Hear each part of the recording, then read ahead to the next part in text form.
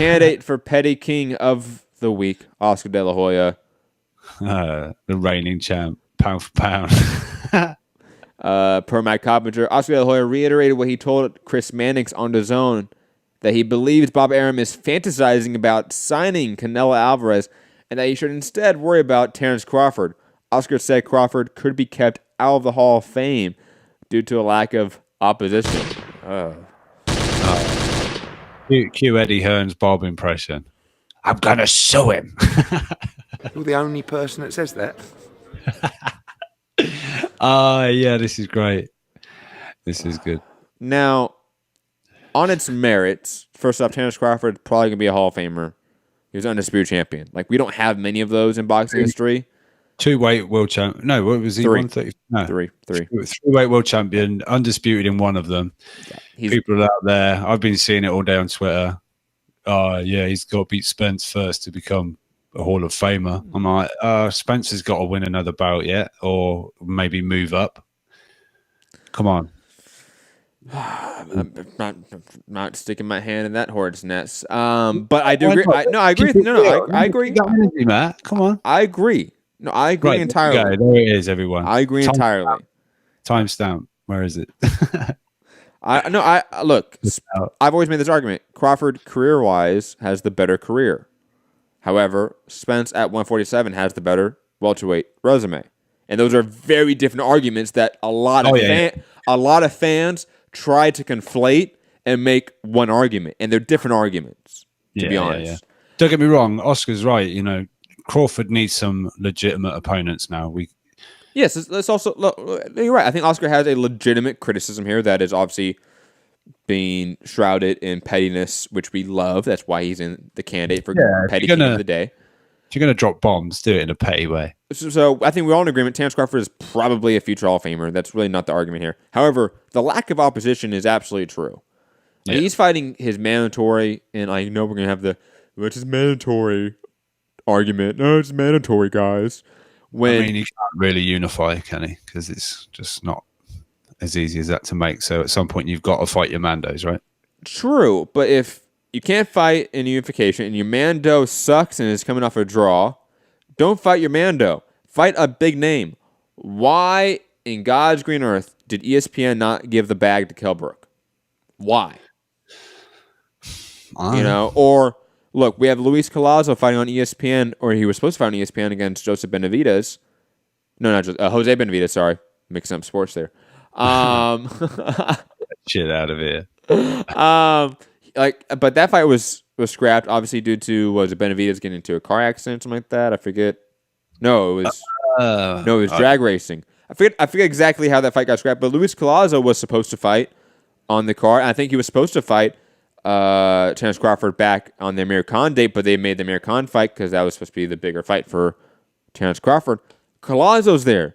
Give him the bag. Give him a cool, high six figures for this fight. He'll be ecstatic for that, guys. And it's a legitimate welterweight fight. Not Kavalaskis. That's not a legitimate welterweight fight. A guy that had a draw with Ray Robertson is not a legitimate welterweight contender. He's just not. I'm sorry here, guys. So if it's not Luis Collazo, if it's not Kell Brook, if it's not even, hell, this guy isn't on your side of the street, right? But he doesn't have a fight lined up. Sergey Lipinets. Get the ball rolling here, Bob. You've had a track record, actually, Bob and Crawford, fighting the B-level, air quotes, B-level PBC names, right? The Felix Diaz's of the world, right, Rob? Crawford has fought a lot of those Al Haymon names, actually, throughout his career. People don't realize it. So why not Sergey Lipinets? Have him fight Terence Crawford.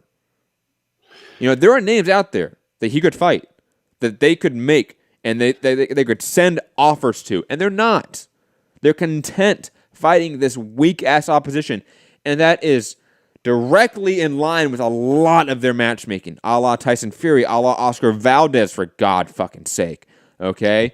It is just, absurd here. And look, you know me, right, Rob? I'm one of the biggest Terence Crawford stands you will ever meet.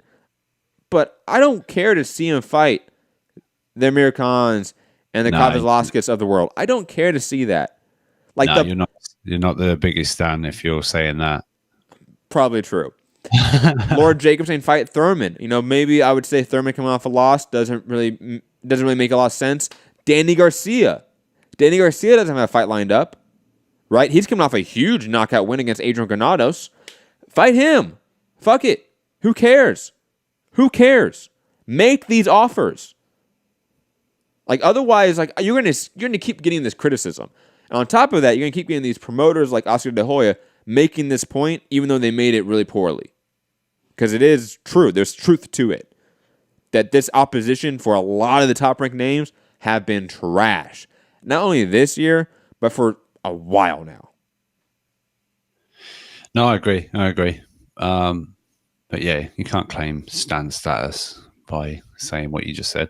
Yeah, I don't know. I think, like you say, all we hear is Crawford, Errol, Crawford, Spence, Crawford, Spence.